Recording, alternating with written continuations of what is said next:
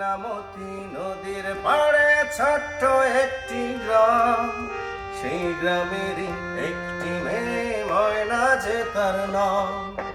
ময়নামতি নদীর পাড়ে ছোট্ট একটি গ্রাম, সেই গ্রামেরই একটি মেয়ে ময়না যে তার নাম।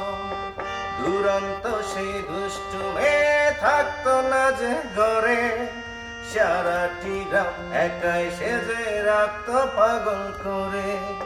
পাশের গায়ের একটি ছেলে, নাম ছিল তার মতি, ময়না ছিল সেই ছেলেটির একমাত্র সাথী।